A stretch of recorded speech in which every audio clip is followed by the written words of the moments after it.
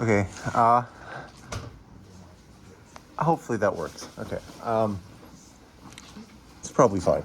Okay, anyway, let me erase this.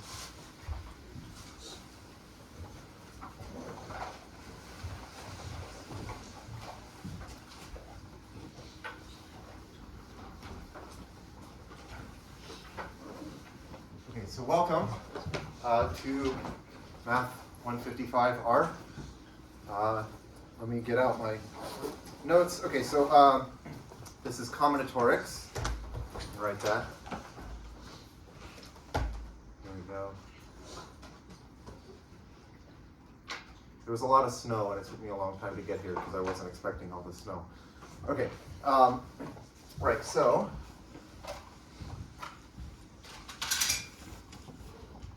combinatorics.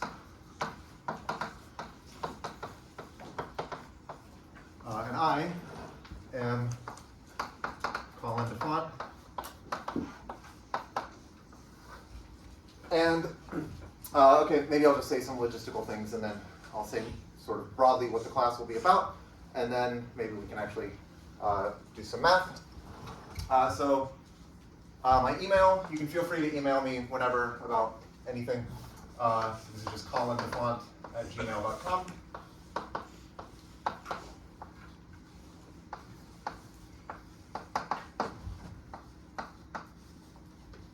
And let's see, my office hours.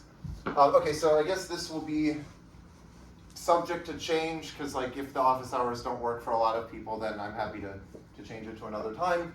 But for now, I'll just say office hours are, okay, so my office is SC 235, because that's not going to change, but then the time will be Thursdays after class, so 1:30 to 2:30.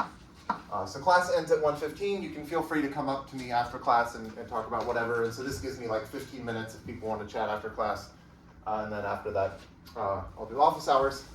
Again, if this doesn't work for you, let me know, because I can also say, okay, Thursdays 1:30 to 2:30, or by appointment. And if there are sufficiently many people for which this time doesn't work and you want to come to office hours, then I can change it. Okay, the course assistants, CAs, are, okay, hold on. This is Stella Lee and Ashley Yu. Okay, so as for the grades, okay, so let's see, there will be, so you can find information about the class. There's like a course website, there's Canvas, but then on Canvas I should have a link to the actual course website, which is through my personal website. If you like Google search Colin DeFont, then like my website comes up, and then there's like some tab for teaching, and this class will be there somewhere. And you can find the syllabus there, so the syllabus should go over this in more detail. But basically, there will be, so for grades, there will be 5 problem sets. My thinking is each problem set maybe will have like 2 weeks to do it. I think 2 weeks should probably be enough time. I don't think they're going to be like incredibly long and terribly difficult, so I think two weeks should be pretty reasonable. And then there will be 1 final project. So the final project will be, basically you'll find some source of like a paper or something that you can read, something that's like related to but outside the scope of what I'm covering in the class. I'll give a bunch of, like a list of a bunch of potential topics that you could use, and I'll list those on the course website at some point. Maybe not now, but at some point when it gets closer to the time when you're deciding on final project topics. I'll give you a bunch of potential topics. You can also choose something that's not on that list. And basically the goal is just for you to read some paper, something from the literature, just to learn something that's outside of the scope of this course, and either write like a 4 to 10 page expository article about that, or give an in-class presentation, which would be like 25 to 30 minutes or something like that. And I always get asked every year or every semester when I teach, people ask like, oh, what am I supposed to do for the final project? Like, what is the rubric, and what am I being graded on? And basically, it's very chill. Like, I don't think you need to worry about it. It's basically like, I just want to see that you are making some effort to do something beyond. Okay, is this actually filming? Hold on. Is this actually picking up? Okay, it is. Good. I want to see that you're making some effort to, see something that's beyond what I'm doing in the class, to learn something else, just for personal enrichment. So as long as I see that you're making some kind of an effort, I don't think you need to worry about this that much. There was like one semester where like someone turned in something for like a written final project, and it was very clear that this person spent like definitely under an hour like on the entire thing. And like it was as if someone like had a bomb and said like, this bomb is going to go off in an hour unless you write this entire paper in under an hour. And it just like there were typos everywhere, and like half of the sentences were like just didn't make sense, and it was incomplete. So like as long as you're not doing that, like that person didn't get a good grade. But as long as you're not doing that, I think you're fine. Okay, so don't worry about the final project. Okay, so this class is going to be based off of this book called The Symmetric Group.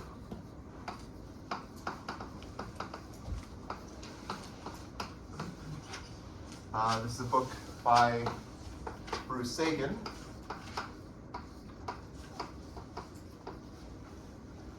And, okay, so if you go to Canvas, I think Canvas has like some pre-written description of what this course is, and it says like combinatorics, it's going to be like counting formulas and binomial coefficients or something.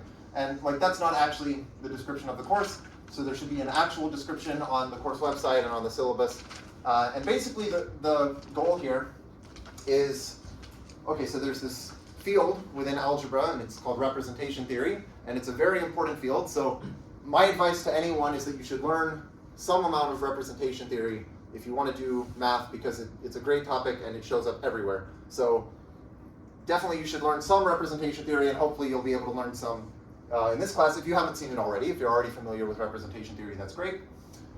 Within representation theory, there's maybe the classical form of representation theory, which is representations of finite groups.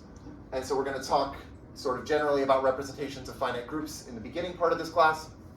But then we're going to specialize to a very special group, which is the symmetric group. Right? So the symmetric group is a group of permutations of the numbers from 1 to n. And the representation there, or the representation theory, ends up being very nice, and it gives rise to a lot of very beautiful combinatorics. So the goal here is to study the representation theory of the symmetric group and see a lot of the interesting combinatorics that comes out of it, and we're going to see the interplay between these two things. Okay. So actually, when I went to some conferences and I told people like, oh, they asked me, what are you teaching in the spring? And I said, oh, I'm teaching this representation theory of the symmetric group and the combinatorics. And I heard like two completely opposite perspectives from people who I was talking to. And both of these perspectives are within like people who do algebra and combinatorics, but both of them are wrong. So the first perspective is like, algebra is interesting, and representation theory is important and interesting, and that is like what you should care about. And the reason why you should study the combinatorics here is solely because it is telling you about the algebra. And it's sort of like the perspective is like the only reason you should care about the combinatorics is because it should tell you about the algebra, and combinatorics, don't worry about it for its own sake, because if it's not useful for understanding the algebra, then it's not useful. So that's wrong, I think. And then the other perspective is like, well, I care about the beautiful combinatorics, and we have all these combinatorial objects that have beautiful properties, and they are really fun to study, and you can do interesting things with them. And you don't really need to worry about the representation theory because, like, people have worked that out, but we can just deal with the combinatorics. We can just kind of get our hands dirty with playing around with standard Young Tableau and moving numbers around in boxes and stuff. And I think that's also wrong. So the correct perspective is that, like, all mathematical objects are interesting as long as you can prove interesting theorems about them and do interesting stuff, make interesting definitions if they're useful for things. And this includes algebra and representation theory. It also includes combinatorics. It also includes things in topology or logic or whatever. And so the correct perspective here is that you should care about the algebra because algebra is interesting, And you should care about the combinatorics because the combinatorics is interesting, and we're going to see how these feed off of each other. Okay? So that's the correct way to think about this. Okay. So are there any questions about the logistics of the course? Because if not, I can actually start defining things and going through the basics. Okay? Okay. So, let's see.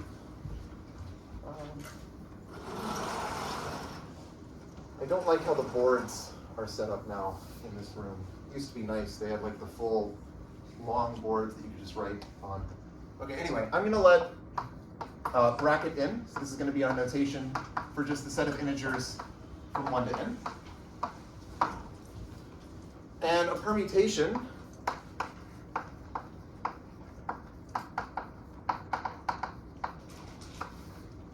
of size n is just a bijection from this set to itself. So it's a bijection.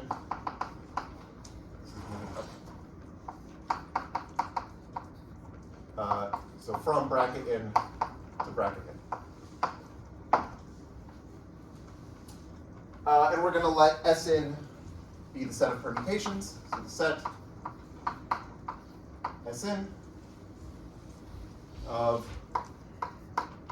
permutations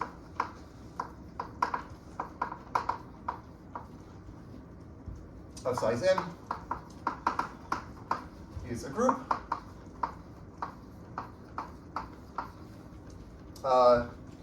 under composition. Oh, maybe I should have said just something about the prerequisites for the course.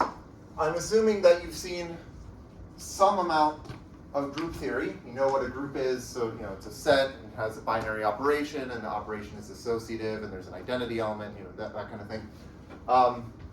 So you should have some familiarity with what I mean by saying, okay, it's a group under composition, because you can take two bijections and you can just compose them. That's some operation, and it's associative. It satisfies all the axioms of a group. And I'm also just assuming that you're familiar with not representation theory, but linear algebra. So from group theory and linear algebra, we're going to combine them, and we'll get representation theory of finite groups. Okay. Okay, maybe I'll just write this out explicitly. So if we have two permutations pi and sigma in Sn, then if we write pi sigma, okay, this is going to be the permutation that if we apply this to some number I, this is going to just be pi of sigma of I. We can also think of a permutation as like a sequence of numbers written in what's called one-line notation. So the one-line notation of a permutation pi is just where we write out the numbers just as like a string, pi of 1, pi of 2, ... pi of n. Okay. We can also think of permutations as a product of disjoint cycles. So I can write, so the notation that I'll use for a cycle is I'll write like A1, A2, ... AK. And I want to think of this as a permutation that sends A1 to A2, it sends A2 to A3, and so on, and then it sends AK minus 1 to AK, and it sends AK back to A1, and it fixes all of the numbers that are outside of this cycle. Okay, so one nice fact is that every permutation can be written uniquely as a product of disjoint cycles. Every permutation has a disjoint cycle decomposition.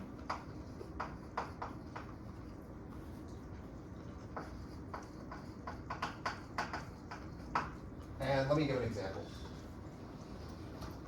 So I could take n to be, say, 6, and I'll consider the permutation that maps 1 to 4, and maps 2 to 2, and maps 3 to 5, and maps 4 to 6,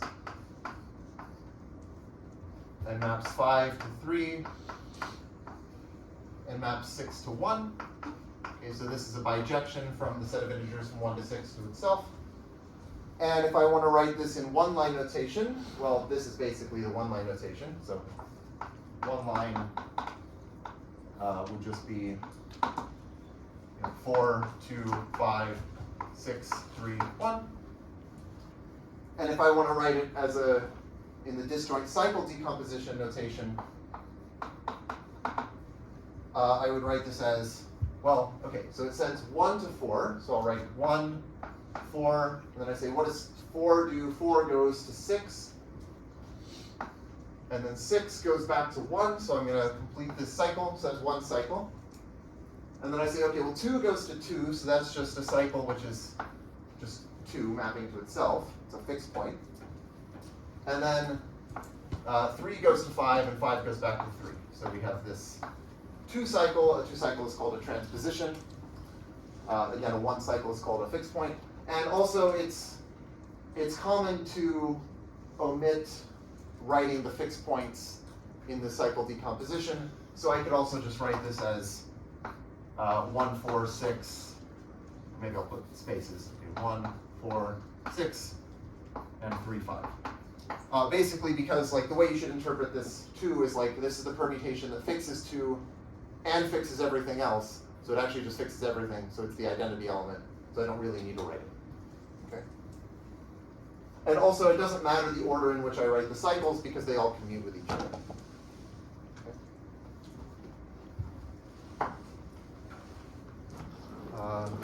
Let's see.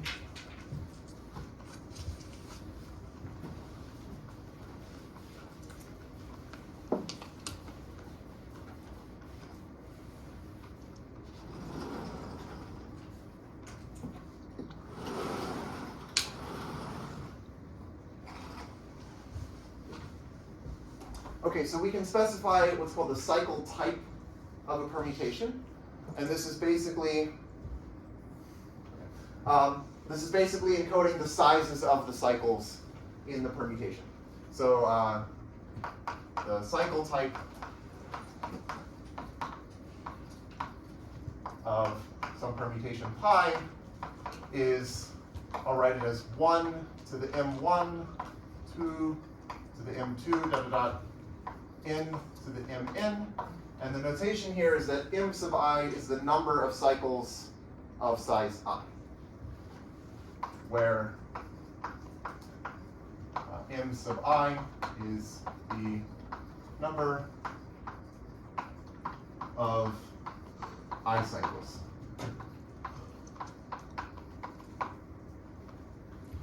So like here, I could write the cycle type of this. Okay, so the cycle type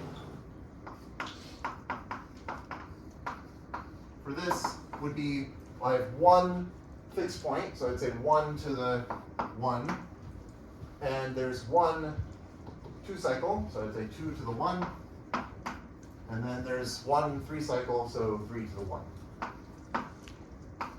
And I guess I could also write 4 to the 0, 5 to the 0, 6 to the 0, but I won't do that. Okay.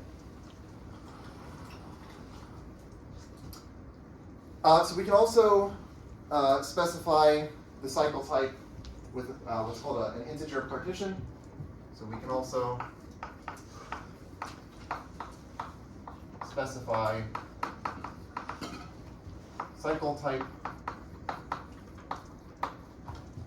via an integer partition. So sometimes people will just call these partitions, but there are 2 types of partitions that we're going to see.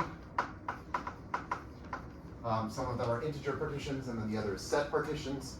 And so this is just clarifying that these are integer partitions. And An integer partition is just, an integer partition of n is a weakly decreasing tuple of positive integers that sum up to n. So integer partition, which is a weakly decreasing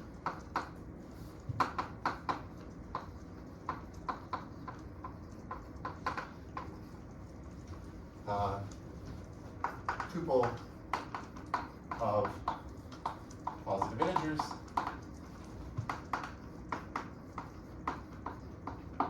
Okay.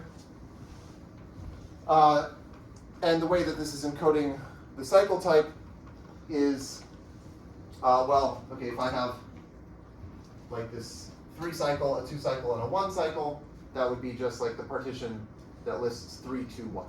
So you basically just list the sizes of the cycles in weakly decreasing order. Okay.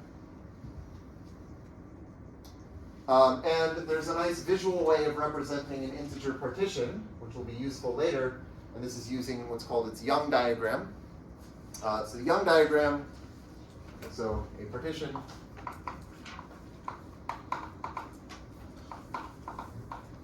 has a Young diagram.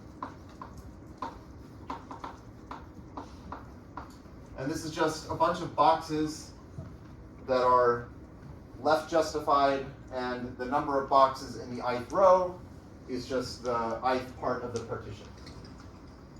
So, okay, maybe I'll just give an example of this. Okay, yeah, so let's say our example. Let me take a permutation. So let's say my permutation, if I write it as in the disjoint cycle decomposition, let's say it's 1, 4, 6, and 2, 5, and 3, 7, 9, and let's say it fixes 8. And again, I don't have to write that, but just for clarity, I could write it here. So if you want to write this as in one-line notation, this is the same as, okay, well, let's see, 4, so 1 goes to 4, 2 goes to 5, 3 goes to 7, 4 goes to 6, 5 goes to 2, 6 goes to 1, 7 goes to 9, 8 goes to 8, and 9 goes to 3. So this would be the one-line notation.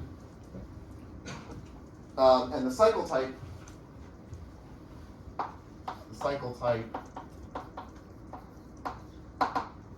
if I want to write it as a partition, this would just be 3, 3, 2, 1, because we have a 3 cycle, another 3 cycle, a 2 cycle, and a 1 cycle.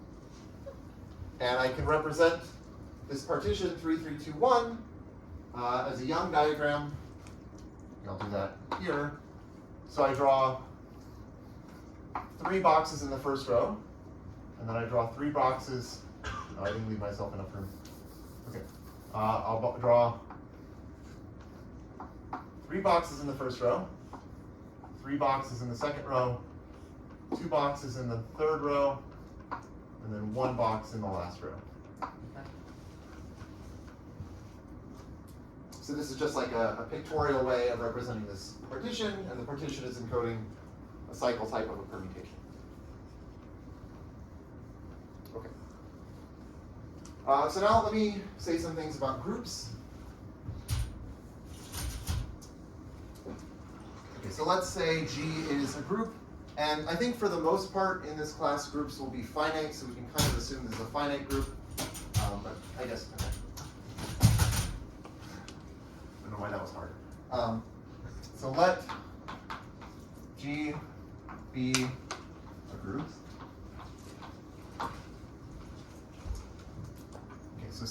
So let's say that 2 elements G and H in our group are conjugate. So hopefully this is familiar if you've seen group theory. So we'll say that these are conjugate if H is equal to, well, K, G, K inverse for some K.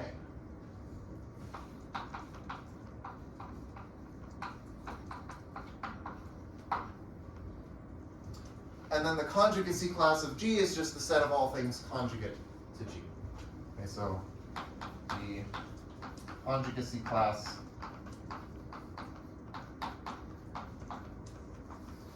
of some element little g we'll denote it by K sub G, and this will be just the set of all conjugates of little g. So it's the set of all K, G, K inverse, such that K is in big G.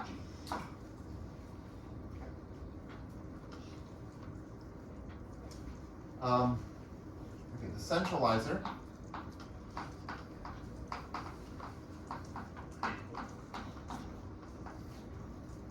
of G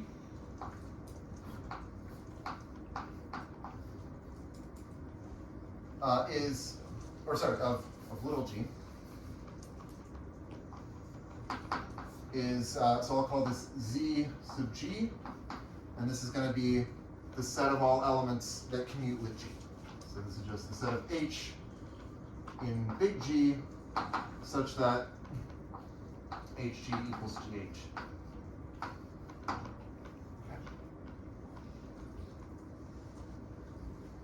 And a nice fact, which is sort of a standard fact from group theory, is just that the size of the conjugacy class of little g is equal to the size of the whole group divided by the size of the centralizer. And I guess, okay, here I am assuming that G is a finite group so that, like, I don't have to worry about cardinalities and stuff. This is just sizes of finite sets.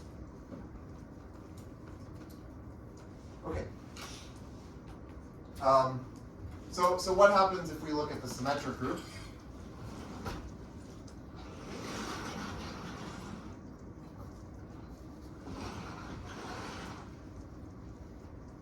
So note,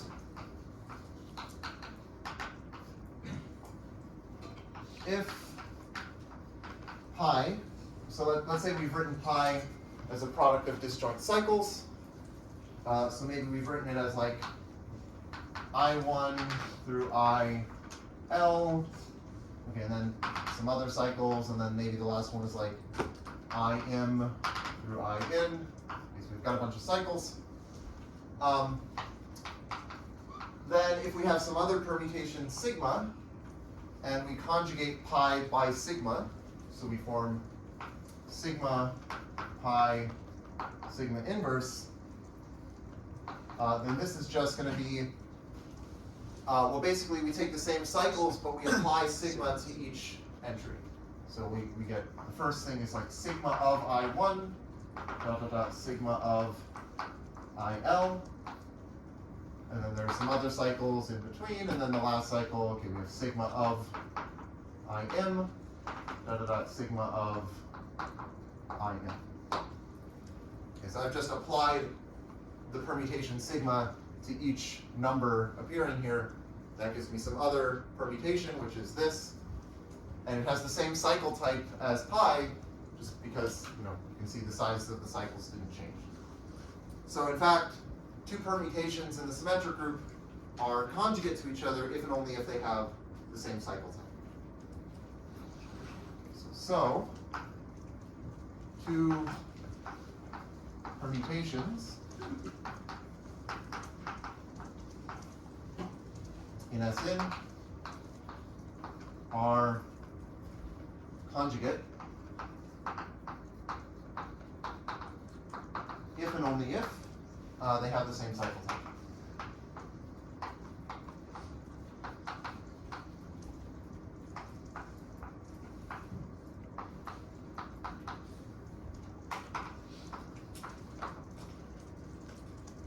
So there's a bijection between conjugacy classes and integer partitions of n, because each integer partition encodes a cycle type, which encodes some conjugacy class.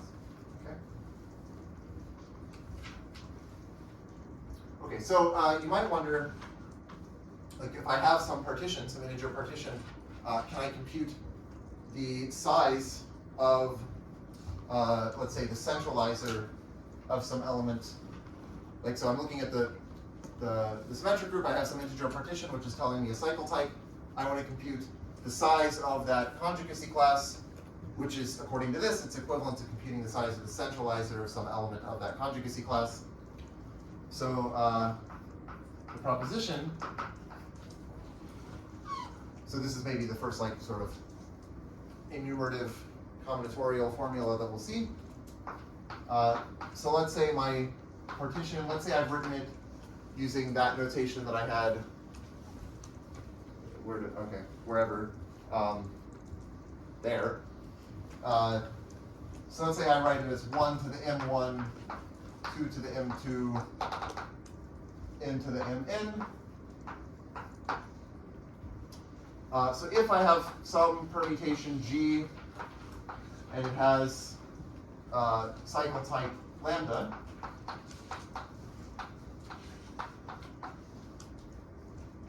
then the size of the centralizer of G is, okay, so we're going to denote this by little z sub lambda. Okay, so that's just a definition of little z sub lambda is going to be that size of the centralizer, and it doesn't depend on which G we chose. They'll all have the same size of the centralizer. And this is equal to 1 to the power of m1 times m1 factorial times 2 to the power of m2 times m2 factorial, and so on, all the way to n to the power of mn times mn factorial.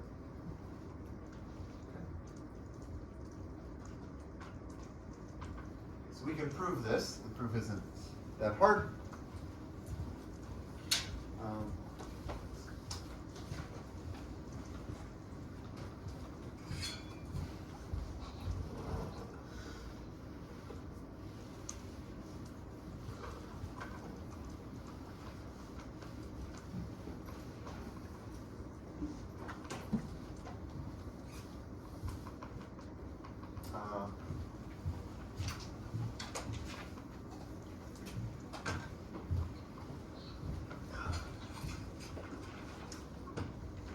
Okay, so the proof,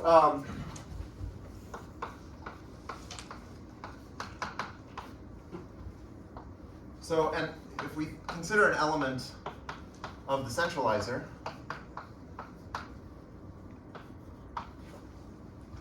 basically we want it to, like, okay, we want to consider an element such that if we conjugate G, meaning that we take like the cycles and we apply this element to all the entries in the cycles, we want that to not actually change G. And so what it can do, so an element of ZG can permute the I cycles among themselves.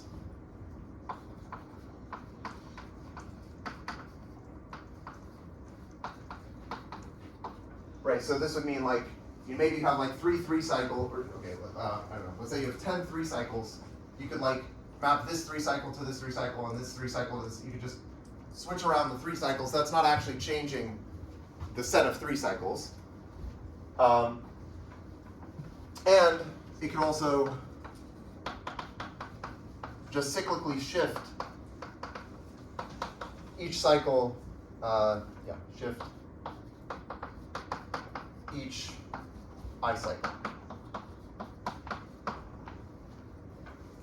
And the point is that there are I to the mi times mi factorial ways to do this.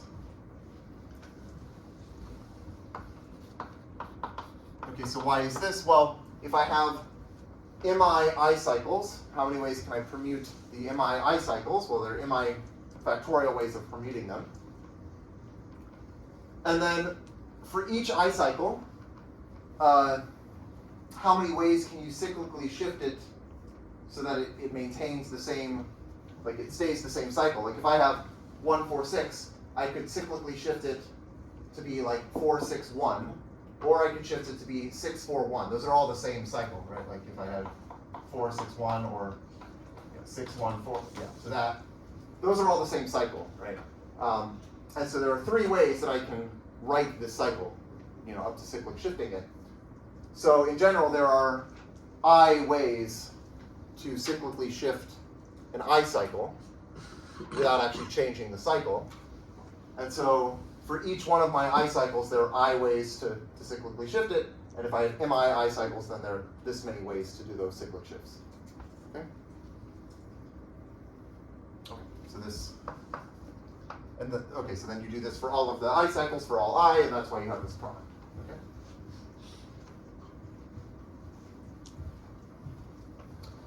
Okay. So a transposition, I mentioned this before, but I'll write it. A transposition is just a two cycle.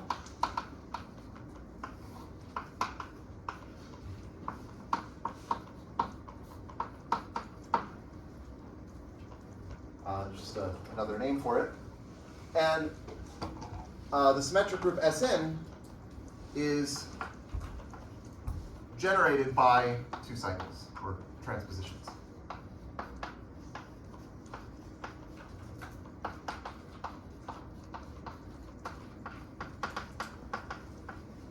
Okay, so what does this mean concretely if we're thinking of permutations? Like imagine you have permutations written in one-line notation. This means that if I let's say I start with the identity permutation, 1, 2, 3, 4, 5, in, and I want to get to any other permutation that you give me, I can get to that other permutation by repeatedly just swapping two numbers. I can say, okay, I'm going to swap these, and then I'll swap these, and just keep doing swaps, and I can generate any permutation I want by iteratively swapping things. And in fact, you can do better than this. So Sn is also generated by what are called the adjacent transpositions.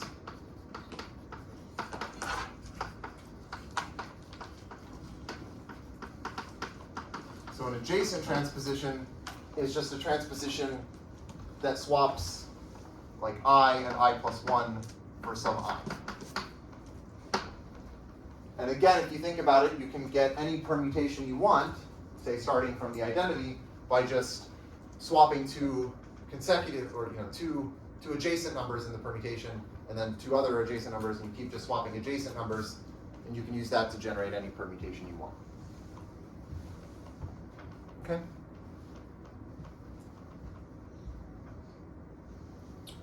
Okay.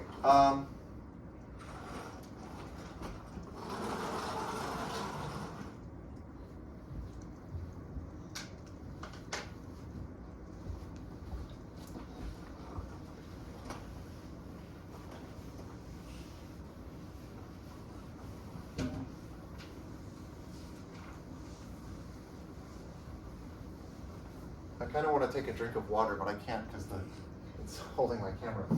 Okay. So let's say I have some permutation. Okay, let's say we can write some permutation G in the symmetric group. Let's say we can write it as a product of transpositions. So we can always write it as some product of transpositions, but there might be many ways to do this. Where these are transpositions.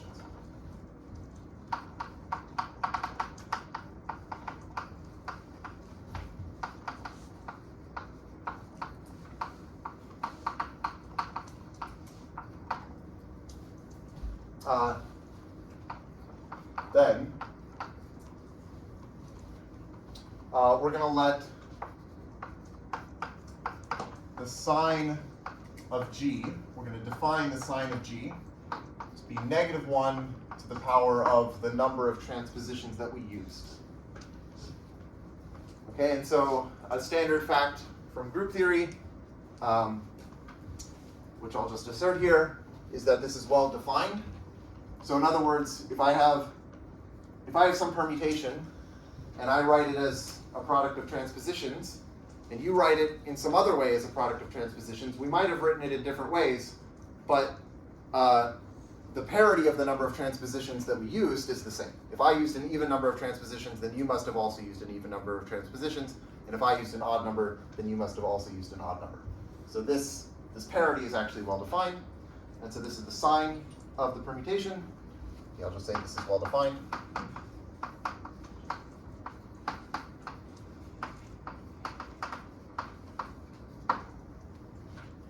And also, this is sort of obvious from the definition, the sign of a product, so let's say sine of g times h, is just the product of the signs.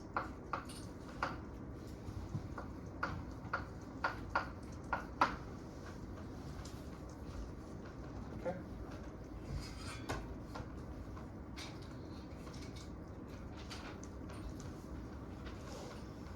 Okay, so let's bring in some linear algebra here. So I want to work with matrices. So I'm going to let mat sub D be the set of D by D complex matrices. So I think throughout this course, we're always going to work over the complex numbers as our field. That'll make things nice because it's algebraically closed and has characteristic 0, so we don't run into sort of weird pathological things. Okay, so this is the set of D by D matrices over C.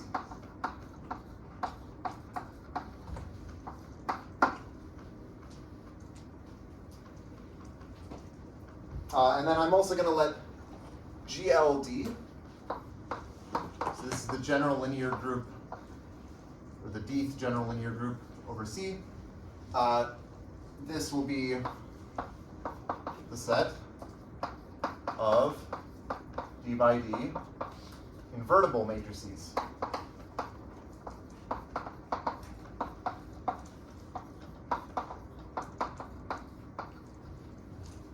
over C.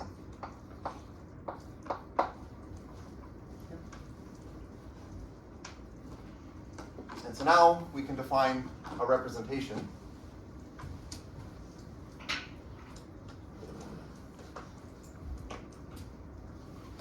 which is actually not a very complicated thing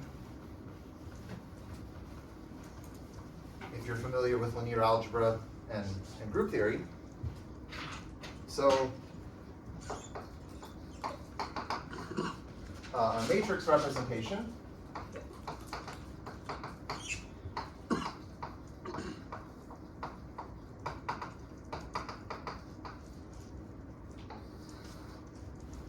of a group G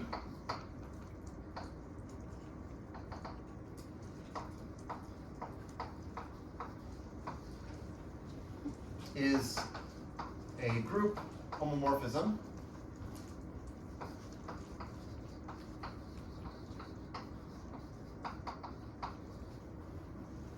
let's say X, it's going to be a homomorphism from our group to GL D, the general linear group D by D matrices, for some D.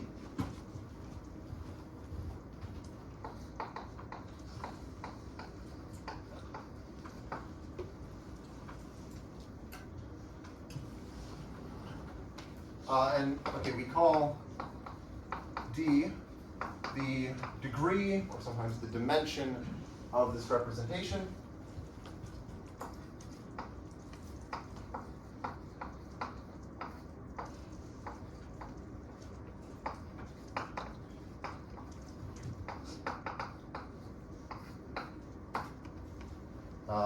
Of the representation.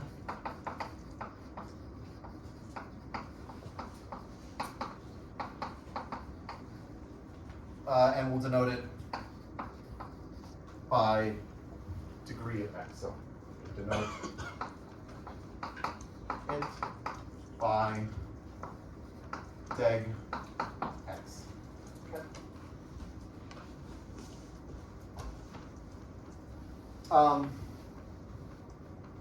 So the idea here is that, like, matrices are, I don't know, there's sort of a lot of structure within the group of invertible matrices, or GLD. Like there are a lot of matrices, and so what this is trying to do is say we have some group, maybe it's permutations, maybe it's a dihedral group or whatever, and we want to just represent every element as a matrix, and that's why it's a representation. So we're just representing each element of our group, say little g, by some matrix, which will be x of little g.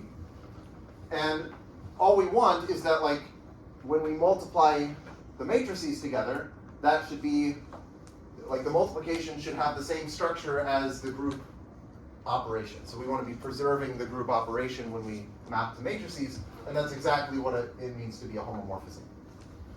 Okay. So if you like, you could think of this as like providing us with a concrete way of thinking about the group G by, instead of having some abstract group, now we just have matrices, and we can write down matrices. Okay. But then, of course, also matrices are like linear transformations, so now we can do, linear algebra with linear transformations, and that ends up being a good thing to do. So here's an example. This is probably the simplest example of a representation. So every group has what's called the trivial representation.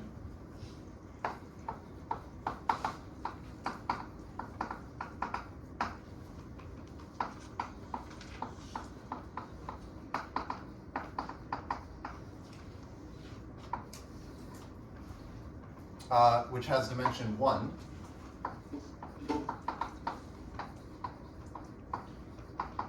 Or degree 1. And all it does is it sends every element to 1. Okay, so it's very easy. So this sends every element to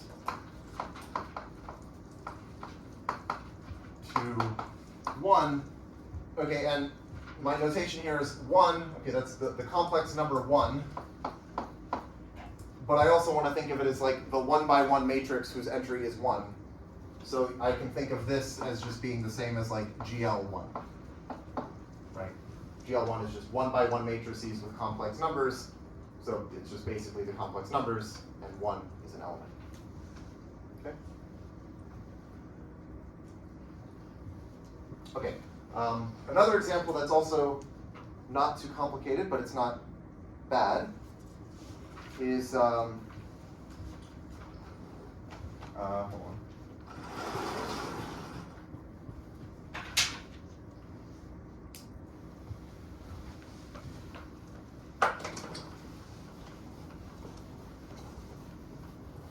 So the next one will be the sign representation.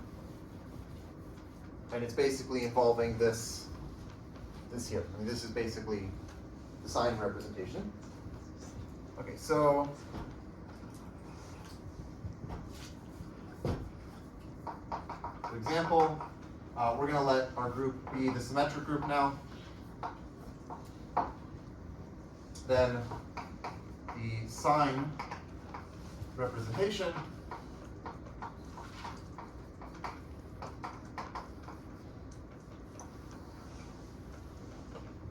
this is also one-dimensional.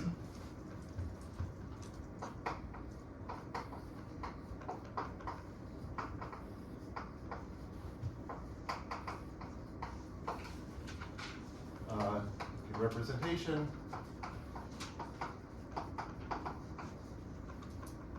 And it sends a permutation pi to the sign of pi. Okay, maybe I'll call it G. Sends G to sign of G. And the fact that this is a group homomorphism is exactly what this is saying here. And again, okay, so sign, this is a complex number, so right, I'm thinking of this as living in the complex numbers, which once again is just GL1.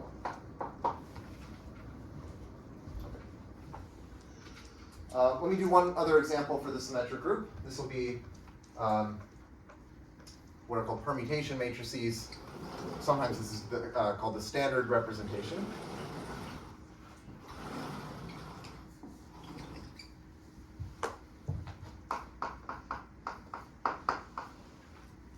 Okay, so the permutation matrix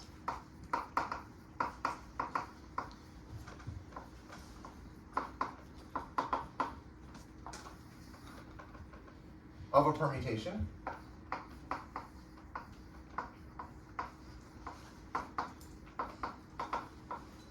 pi in Sn is the n by n matrix. Maybe I'll denote it by like xij. So xij will be the ij entry of this matrix. And it's just defined by saying that xij is either 0 or 1.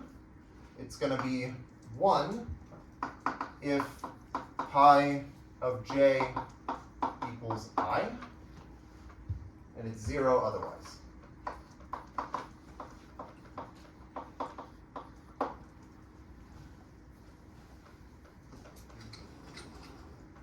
Okay, so for example,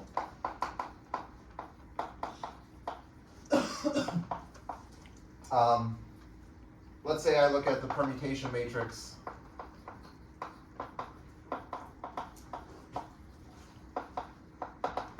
of 3, 1, 2. So I'm writing this in one-line notation.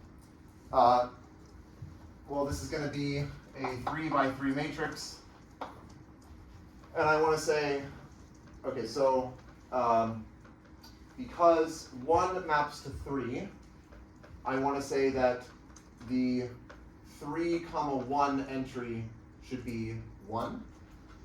Right? So I want to have a 1 in the 3, 1 there. Okay, then 2 maps to 1, so I should have a 1 in the 1, 2 entry. So that's going to be here, 1, 2.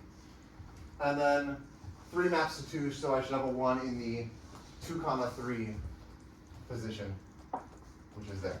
And then all of the other entries should be zeros.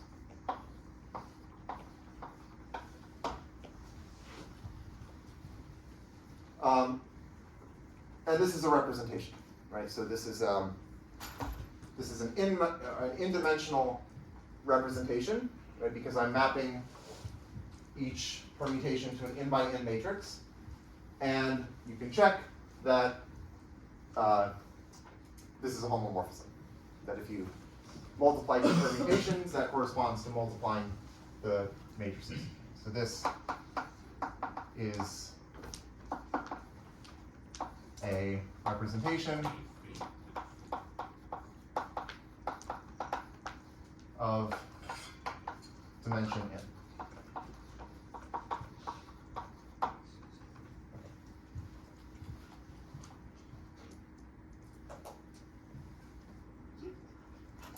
Any questions up to here? Okay. Let's see.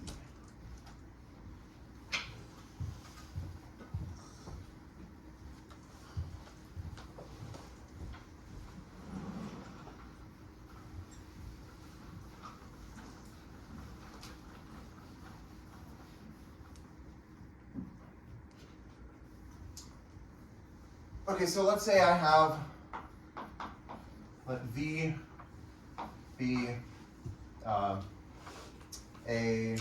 d-dimensional vector space over C.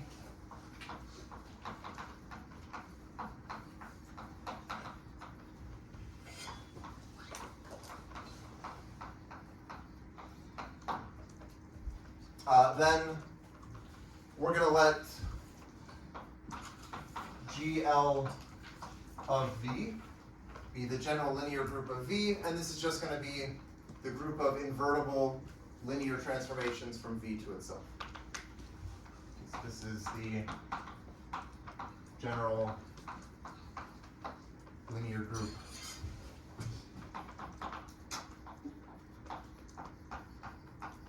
of V, which is the group of invertible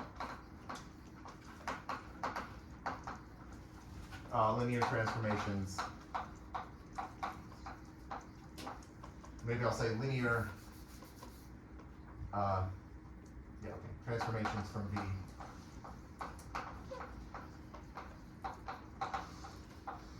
itself.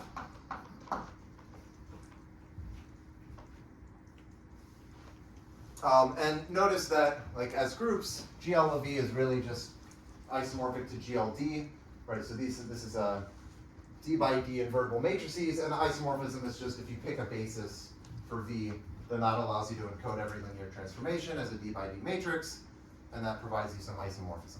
So note that GL of V is really isomorphic to GLD.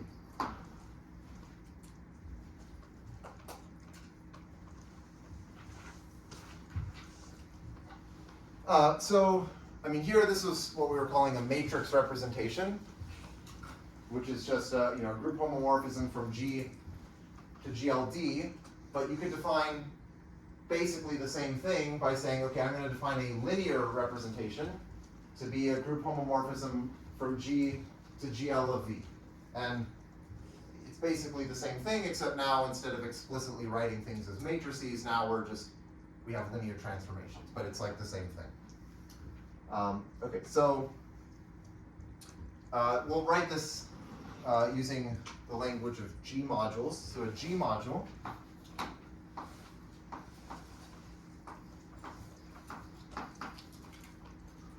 a G module is basically going to be some vector space like this together with some linear representation of G. So it has the structure of this linear representation. So this is a vector space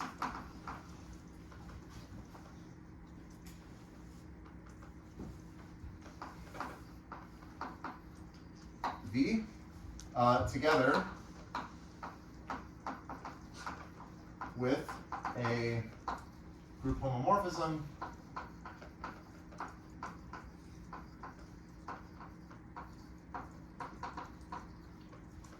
let's say rho from G to GL of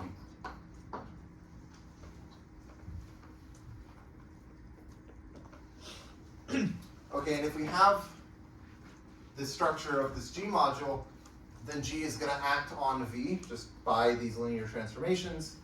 Okay, so then G acts on V by, okay, so it's sort of the obvious thing that you would write down. If I have an element little g in G, and I want it to act on some vector, I don't know, x in V, okay, well I just define this to be rho of G of x. Rho of G is some linear transformation of V. I apply that linear transformation to x. That gives me some other vector. And sometimes people will say, in this case, that V carries a representation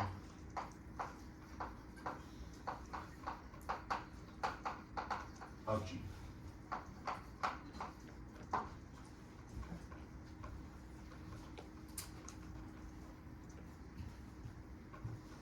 Okay, let's see, we have 15 minutes, so let's do another example. Wait, do I have, oh, I do have room here.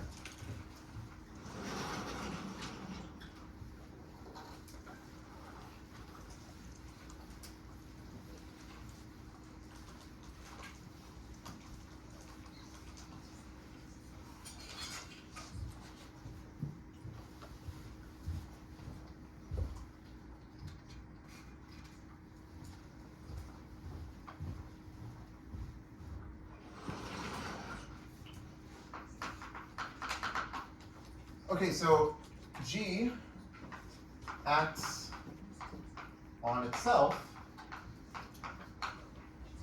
by left multiplication. Oh wait, sorry, oh, I skipped over something. Let me not do this yet. Okay. So okay, let's say that we have an action of our group G on some set. Okay? So suppose G acts on a set S. What we can do is we can form a vector space from S. Form the vector space, which I'll denote by CS. This is just going to be the set of formal linear combinations of elements of S. So we'll write an element as some A1, S1 plus plus AK, SK, where A1 through AK are complex numbers, and S1 through SK are in S. Okay.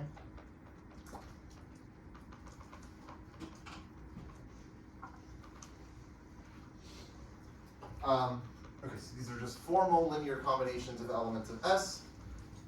And then we can extend this action of G on S to an action of G on this vector space, which will give us a representation. Just doing this by linearity. So just extend the action of G on S to an action on CS by linearity. So specifically, what this means is that if I want to allow an element G, so G is in, little g is in big G, if I want this to act on a vector in my vector space, which has the form A1, S1 plus plus AK, SK, well, all I do is I just expand this out and I say this should be A1 G applied to S1, right? Because we have like G can act on S1 by this action. Maybe I'll put this in parentheses. Plus, okay, plus AK, and then G acting on SK. Okay. So this is called a permutation representation of G.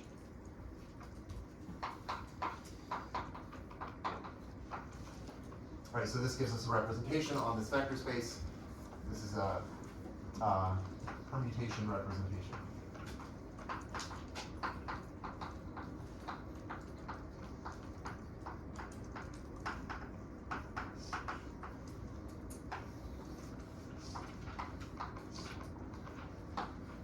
Right, and so you can check that, like, the way that G is acting on this vector, this is some linear transformation. So actually, and it's an invertible linear transformation. So G is getting mapped to some element of GL of V, where V is this vector space. The reason it's invertible is because, well, we're in a group. Yeah, maybe I should specify this. G is a group, so every element has an inverse. So in particular, this element has an inverse.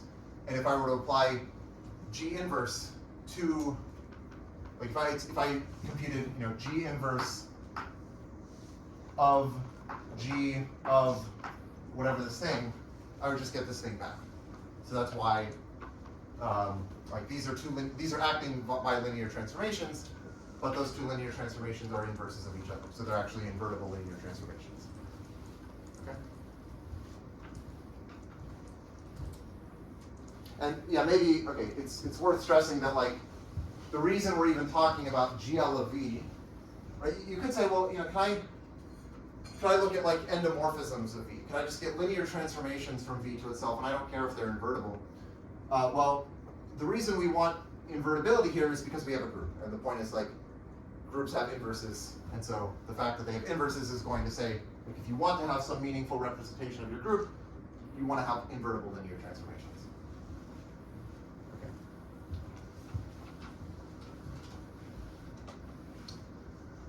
Okay. Okay, so now the example that I was going to do.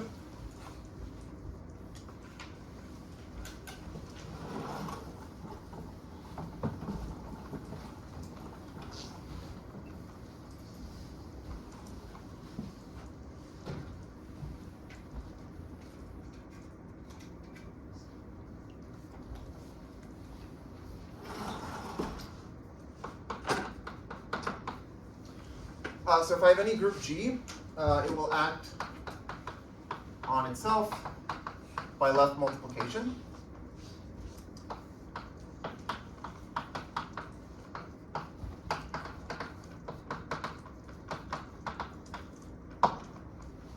So specifically, if I want G to act on some element H, okay, I just multiply. This is just GH. So now I have an action of G on a set, which is just G itself. And so I can construct this permutation representation. So the associated permutation representation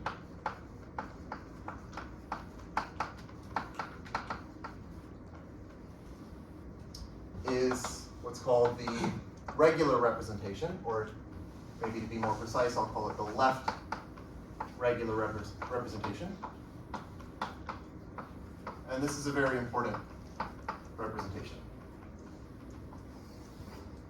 Oh, regular representation.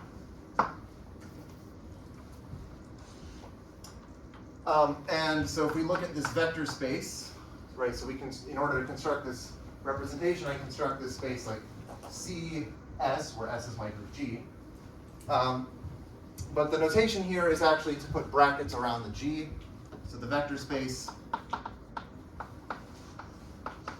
C bracket G.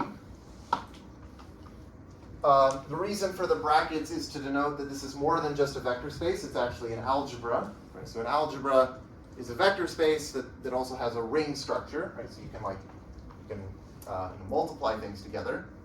And the reason you can multiply is because G itself has a group structure. Okay, so this is actually an algebra called the group algebra.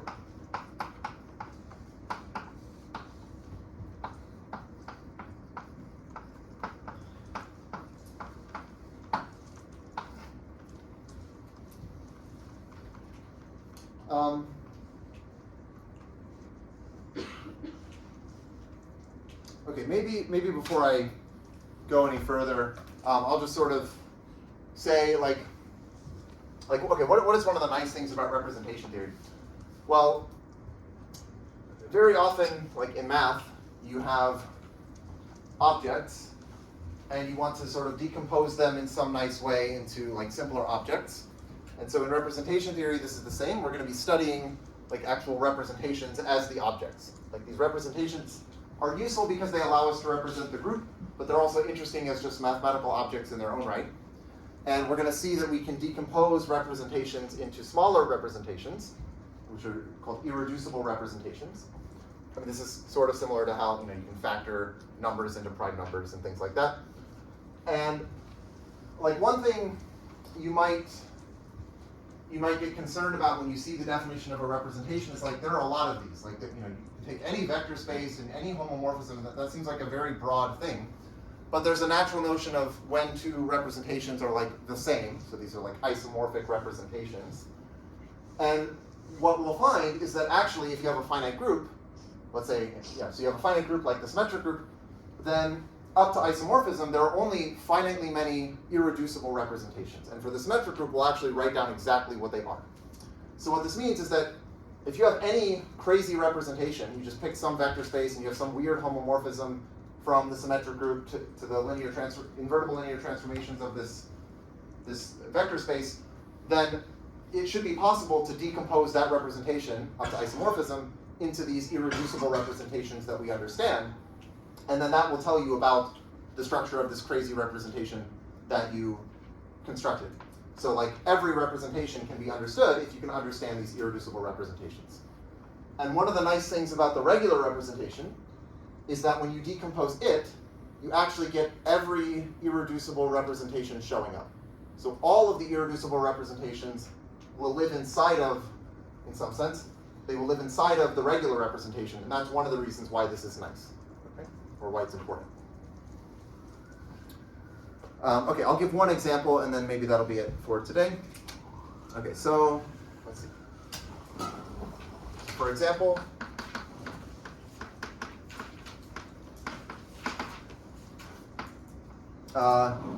let's suppose, let's take a group that's not the symmetric group. Let's suppose G is just the cyclic group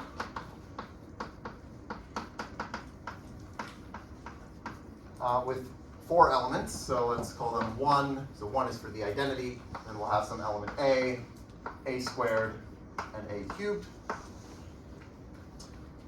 So let's say we're looking at the group algebra of this group. So C bracket G. So inside of this, we could have some elements like,